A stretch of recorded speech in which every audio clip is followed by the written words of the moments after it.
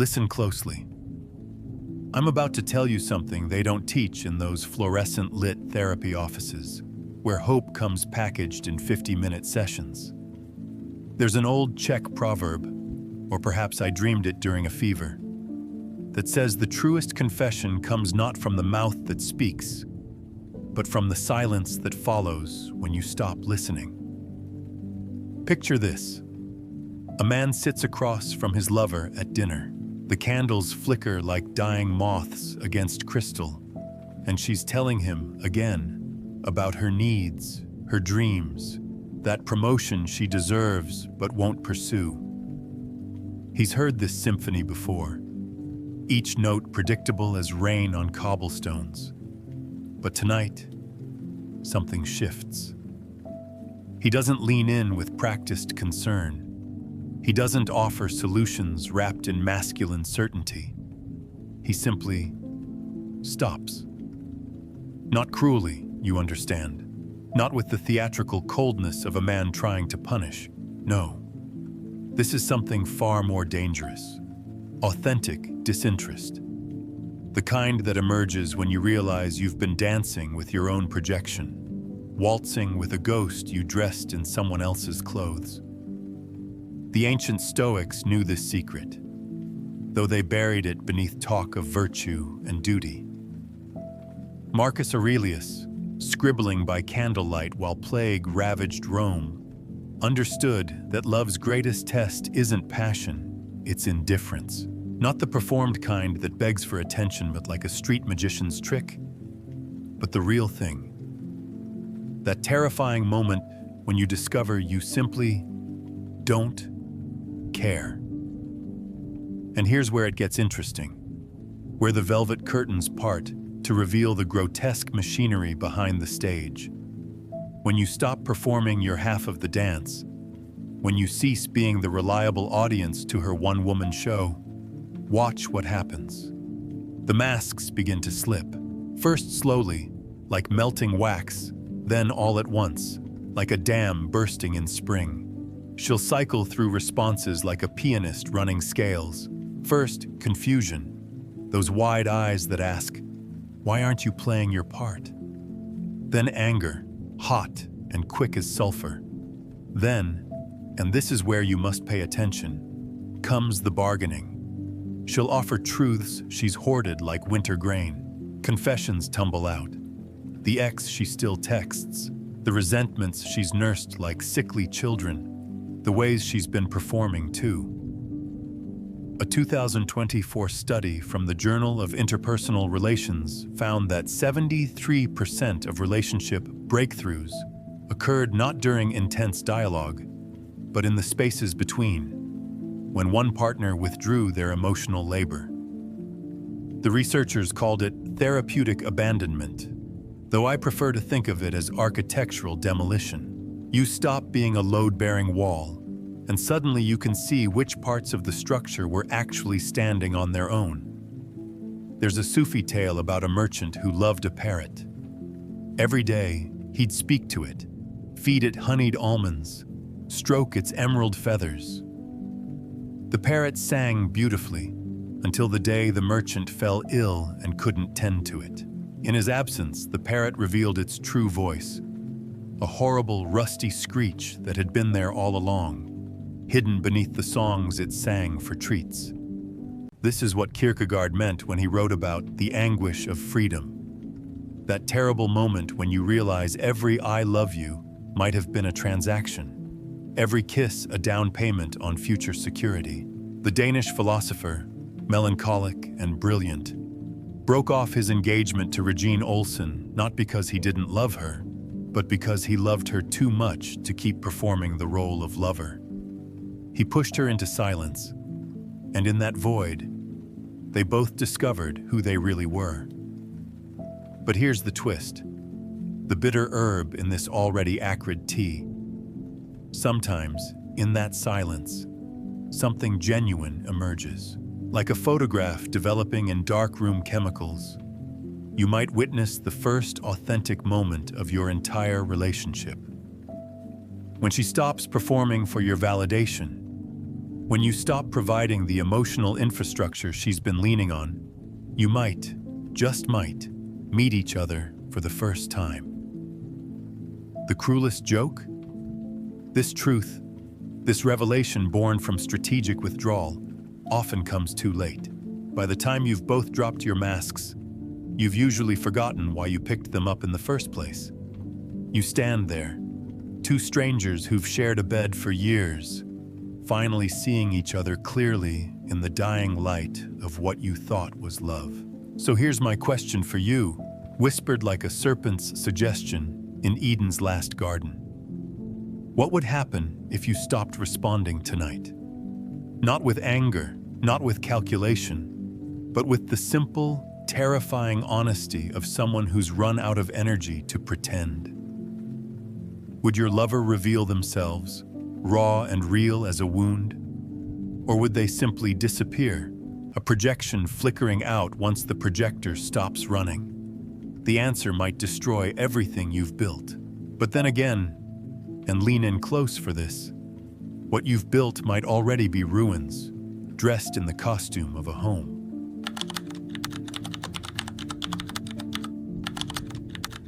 Every flame you chase burns away another wing. There's a Japanese word, hikari goto, that doesn't exist, but should. It would mean the sickness of light, that fatal attraction to what illuminates and destroys in equal measure. I thought of it last Tuesday at 3 a.m., watching a moth throw itself against my desk lamp with the dedication of a medieval flagellant. Again and again, that soft body meeting hard glass, leaving tiny scales like ash from cremated dreams. Men are moths, not butterflies. Those get all the poetry. But moths, nocturnal, desperate, evolutionarily programmed to navigate by distant light, now confused by every artificial flame that promises warmth but delivers third-degree burns. Consider the modern dating app, that slot machine of dopamine hits where every swipe right is another flutter toward the electric bug zapper. A 2025 MIT study tracked the eye movements of men scrolling through profiles, their pupils dilated most not at beauty, but at signs of damage. The crooked smile that hints at past pain. The bio that mentions working on myself. The photos with that particular quality of loneliness that sophisticated algorithms can now detect with 89% accuracy. We hunt the broken because we recognize ourselves in their fractures. Like that Hemingway line about going bankrupt. Gradually, then suddenly, we move toward destruction in the same way. First, just a flutter closer to the interesting girl with daddy issues. Then suddenly, we're living in her chaos, paying her rent, trying to fix what was shattered before we were born. I knew a man once. Let's call him Andreas, because every cautionary tale needs a name that sounds like a sigh. Andreas collected wounded women like some men collect vintage wines. Each one was going to be different. The ballet dancer with the eating disorder, he'd teach her to love her body. The lawyer with the cocaine habit, he'd be her stability. The artist who hadn't painted in 3 years, he'd be her muse. You can guess how each story ended. Not in flames, that would be too cinematic. They ended in ash, the quiet gray kind that accumulates in corners and under fingernails. Andreas would emerge from each relationship a little more translucent, like paper held up to light, until I swear you could see through him on sunny days. Schopenhauer wrote that we're all porcupines in winter, driven together by cold, driven apart by quills. But he missed the darker truth. Some of us are addicted to the puncture wounds. We've confused love with recovery room visits, passion with emergency surgery. The Gothic cathedrals of medieval Europe were built on the bones of saints, literally, crypts and reliquaries forming the foundation. Every prayer ascending to heaven stood on a foundation of death. This is what we're doing with our relationships, building monuments to healing on ground that's fundamentally cursed. There's a chemical explanation, of course. Trauma bonding releases the same cocktail of neurotransmitters as cocaine, dopamine, norepinephrine, that sweet serotonin drop that makes everything feel significant. A UCLA study from 2024 found that men who grew up in chaotic households showed 340% more attraction to partners displaying emotional volatility markers. We're not choosing love. We're choosing the familiar burn of childhood translated into adult bedrooms. But here's where it gets exquisitely perverse. The wounded moth develops thicker wings. Each burn creates scar tissue, and scar tissue doesn't feel pain the same way virgin skin does. So we chase bigger flames, more dangerous women, higher voltages of dysfunction. The Russian novelist with the pill problem. The married professor who cries after Zaphanoptus. The bartender who keeps a loaded gun in her nightstand and calls you her safe person. You want to know the truth that lives in the space between heartbeats? The women aren't the flame. You are. You're burning yourself on your own reflection, using their chaos as a mirror for your own internal immolation. Every unstable woman you've tried to save was just you in a dress. You with different pronouns. You with painted nails scratching at the same essential wound. The Buddhists have a meditation where you imagine yourself as already dead, your body decomposing, feeding worms and enriching soil. They say it brings peace. But I'll tell you what they don't mention in those mindfulness apps. Sometimes, when you're lying next to another broken person at 4 a.m., both of you pretending to sleep, both of you knowing this is killing you. Sometimes you realize you've been dead for years. You're just a ghost, haunting other ghosts, playing out the same scene night after night in a theater where the audience left long ago. The moth doesn't know it's dying. Evolution never programmed it to recognize artificial light as different from the moon. Its entire navigation system, millions of years in the making, betrayed by Edison's invention. This is you, evolutionary programming intact, flying toward every beautiful disaster because your Paleolithic brain can't distinguish between intensity and intimacy. So here's my question, delivered with the tenderness of a scalpel. When did you decide that love had to hurt to be real? Which childhood moment crystallized into this addiction to emergency? And more importantly, look at me now, what would happen if you turned off the light? Would you discover you could navigate by stars instead of flames? Or would you realize, and this is the fear that keeps you burning, that in the darkness, without the pain to guide you, you have no idea where you're going? Maybe that's the beginning of healing. Or maybe it's just another pretty lie we tell ourselves while reaching for the next beautiful flame.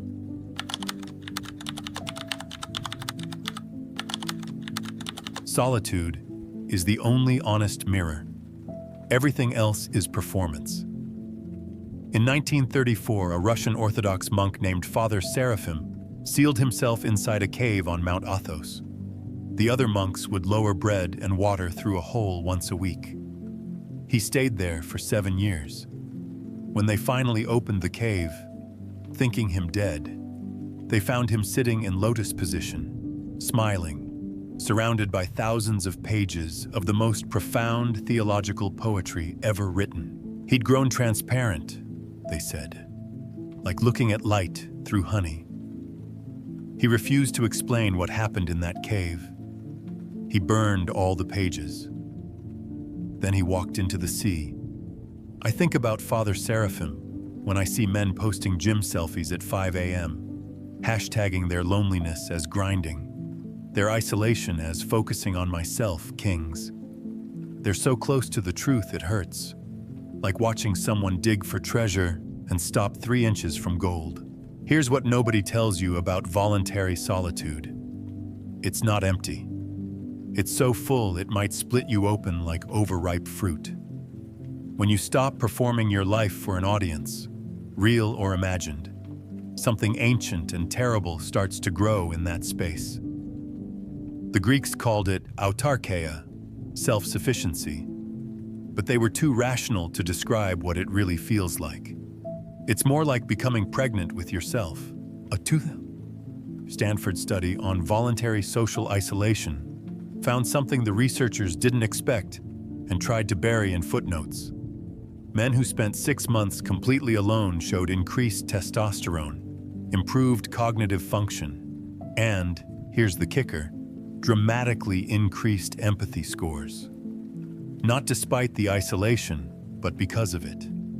When you stop curating yourself for others, you finally meet who you actually are. And that person, that stranger you've been avoiding your whole life, might actually be worth knowing. But let me tell you about the horror first, because that's what you'll meet before the gold. Week 1 of real solitude, not loneliness, which is just performed solitude with an audience of your own self-pity, feels like detox.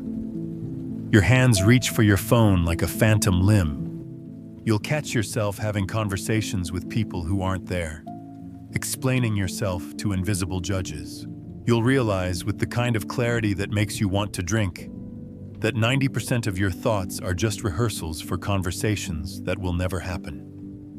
Week 2, the voices start. Not psychotic breaks, something worse.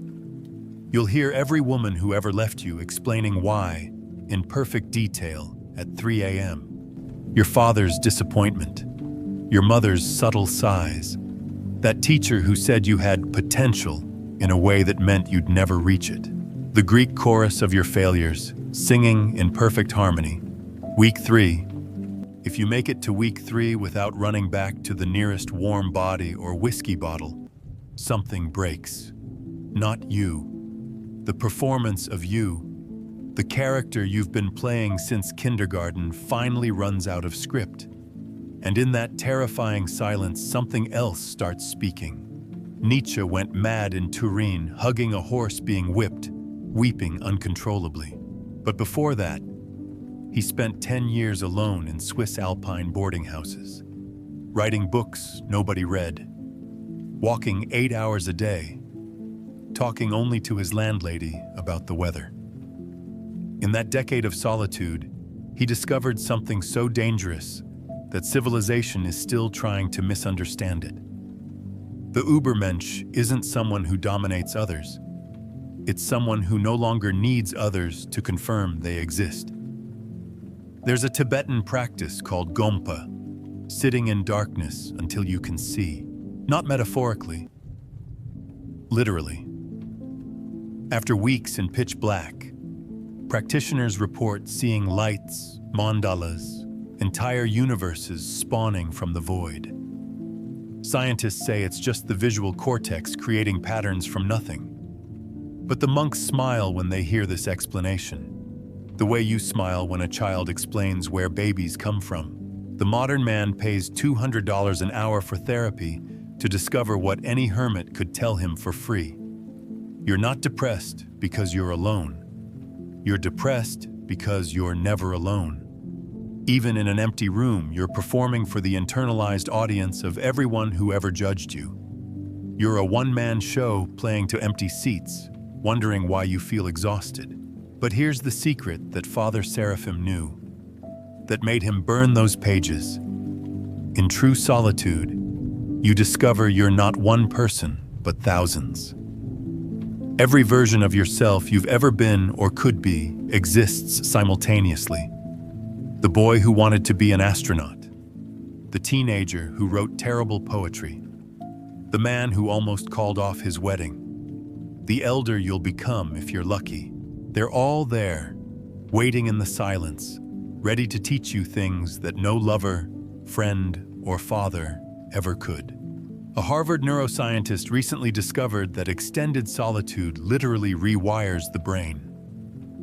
The default mode network, usually scattered, managing social anxieties and future planning, consolidates into something resembling the brain patterns of lifelong meditators.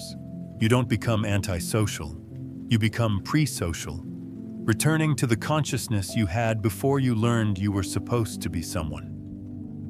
The poet Rainer Maria Rilke spent a winter alone in a castle, writing letters to a young poet he'd never met. In one, he said, "Perhaps all the dragons in our lives are princesses who are only waiting to see us act, just once, with beauty and courage." He didn't mention that you can only see the dragons clearly when there's no one else around to tell you they're windmills. So here's my challenge, my dare, my invitation to the dance of stillness. Can you spend 1 week, just 7 days, without explaining yourself to anyone? Without posting, texting, or narrating your life? Without the drug of other people's validation? I'm not talking about loneliness. That's just isolation with self-pity as your companion. I mean real solitude. You and the 1,000 versions of yourself finally having the conversation you've been avoiding since birth. What would you discover in that silence? Who would you become if no one was watching? The answer might be so beautiful it breaks you, or so ordinary it heals you. Either way, it will be yours. The first thing that's truly yours since you learned to perform yourself for others' applause.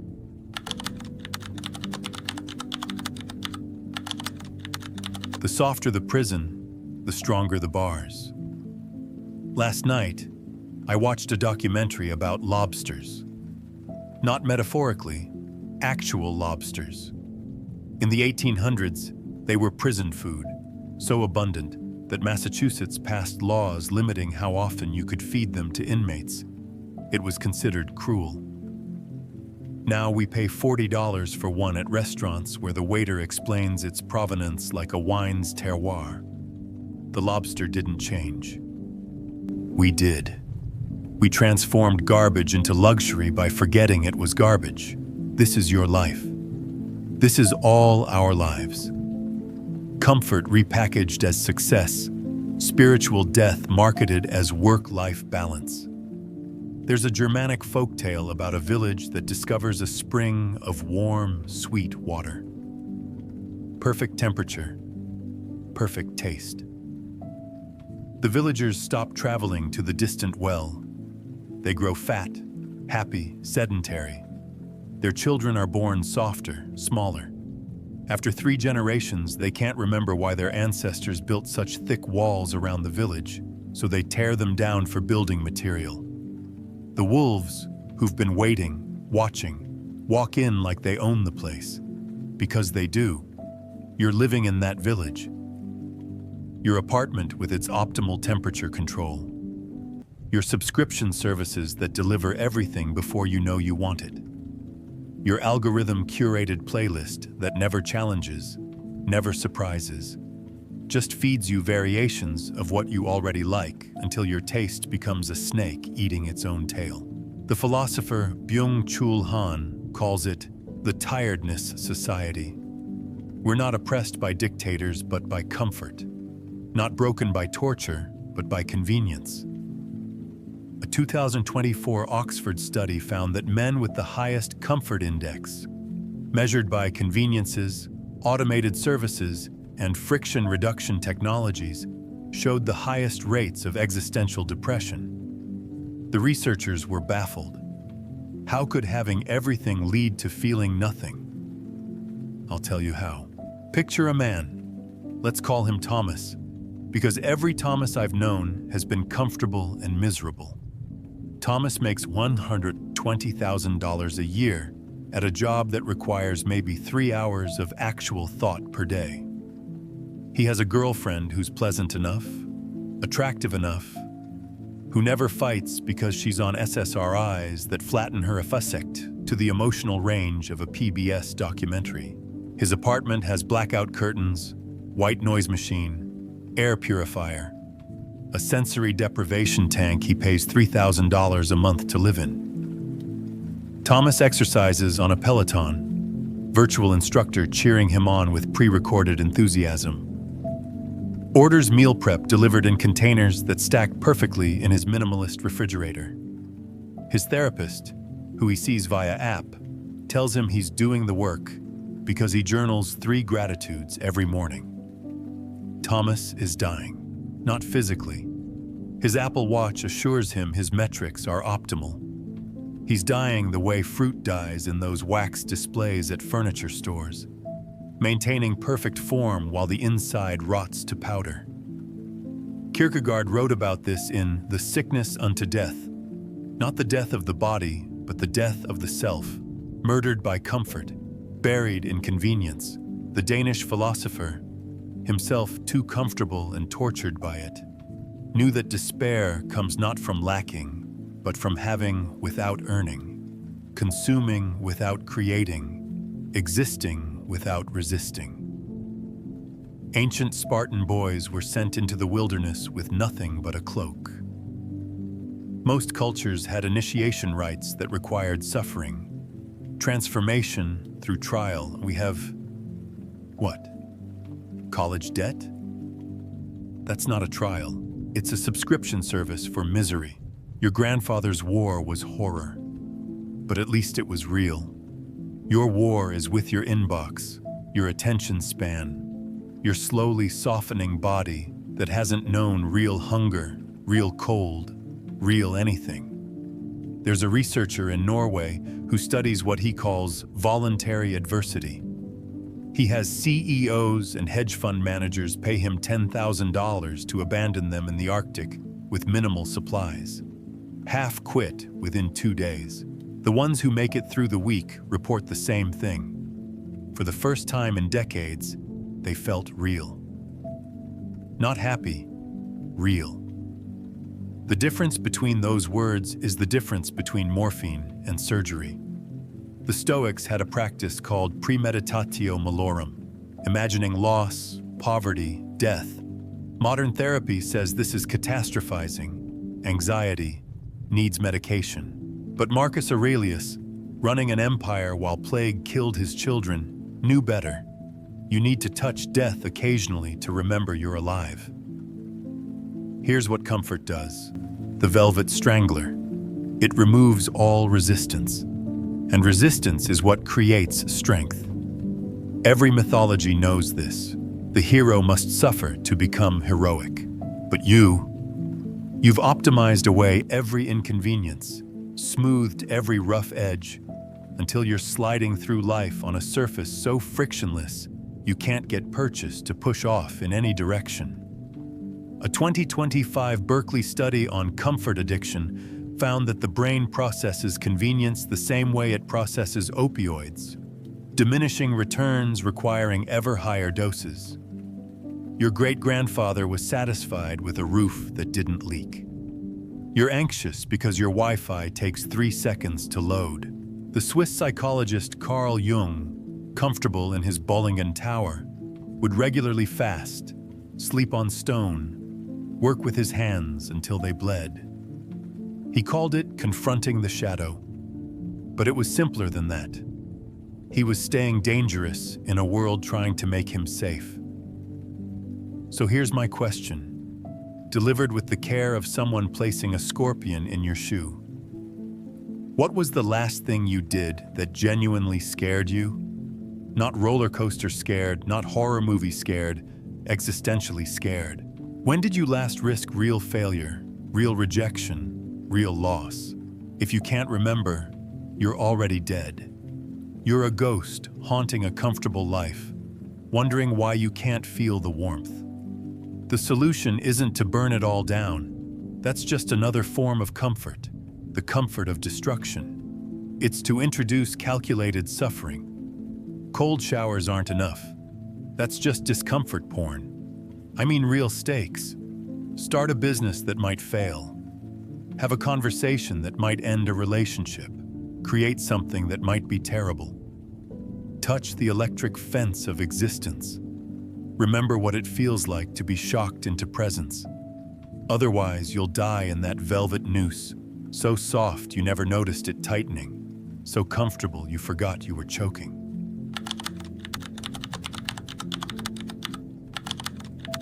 Strip away enough masks, and you'll find there's no face underneath, just space. In 1973, a Japanese artist named Tei Ching-hsie locked himself in a wooden cage for 1 year. No talking, no reading, no writing. A friend brought food once a day, emptied waste. That's it. When asked why, he said, "I wasn't trying to become anything.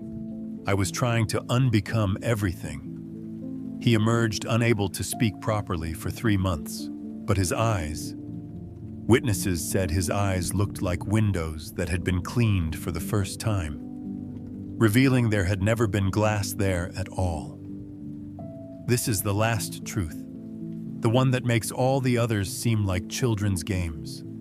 There is no authentic self waiting to be discovered.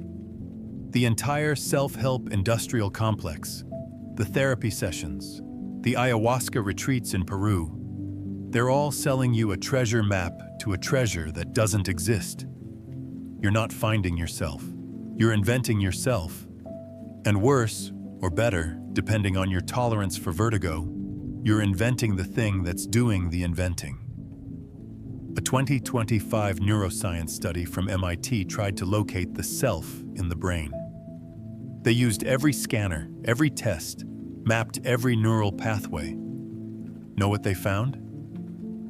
Nothing. Or rather, everything. The self is a constantly shifting coalition of neural networks, changing based on context, memory, expectation. You're not a noun, you're a verb. Not a being, but a becoming. And even that becoming is just a story you're telling yourself about the electricity in your skull. The Buddhists have been laughing about this for 1,500 years. Anatta, no self. But the West turned it into find your true self, because we can't sell emptiness. We need products, programs, identities to purchase and perform. Here's what happened. Somewhere around age 5, you started building a character, based on what got you fed, loved, not abandoned. Smart boy, strong boy, funny boy, sensitive boy. You tried on these costumes until one fit well enough to survive childhood. Then you forgot it was a costume. You became method actors who never broke character, even alone, even in our dreams. But sometimes, usually at 3 a.m., usually after too much whiskey or too much truth, the costume tears. And through that rip, you see something terrifying. Nothing. Just space. Endless, empty space where you thought there was substance. Nietzsche knew this. That's what God is dead really meant. Not that the deity died, but that the entire framework of fixed identity, eternal self, unchanging essence, was a fiction. And if God is a fiction, and God made you in His image, what does that make you? I knew a man, brilliant mathematician, ugly as a toad's nightmare, who had a psychotic break at 37. Not from drugs or trauma, from thinking too clearly. He realized with mathematical precision that every single thing he thought of as himself was just a pattern of reactions. His humor, defense mechanism, his kindness, childhood programming, his love of jazz, random neural wiring. He spent 6 months in a psychiatric ward, not because he was wrong, but because he was right. They stabilized him with medication that made him forget what he'd seen. He thanks them for it. The ancient Gnostics believed the material world was a prison built by a false god, and the only escape was to realize you were never really here. They were hunted, burned, their texts destroyed. Not because they were wrong, because they were on to something that would collapse the entire social order if widely understood. Every identity you claim is a prison. Man, professional, lover, rebel, loner. Even someone who doesn't believe in identity is an identity. You're like that drawing by Escher, hands drawing hands drawing hands. Except you're the paper, the pencil, and the optical illusion simultaneously. A Harvard philosopher recently argued that consciousness itself might be an illusion, a story the brain tells itself to make sense of its own complexity. The academic community destroyed him, not with counter-arguments, but with silence. Some truths are too true for publication. So what do you do with this knowledge?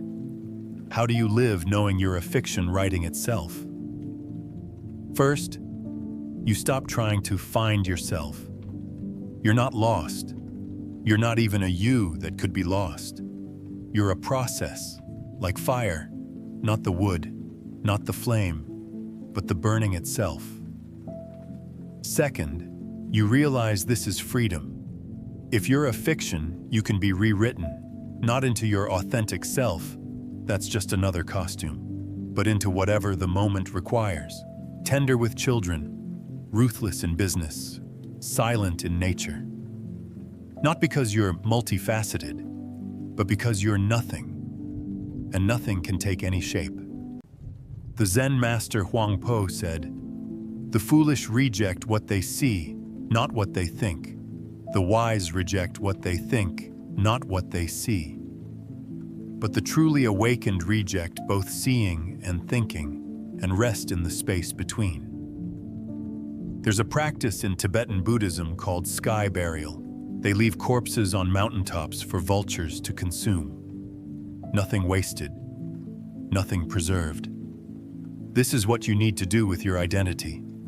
Let it be picked clean until only space remains. But here's the cosmic joke, the final paradox that makes everything else look like foreplay.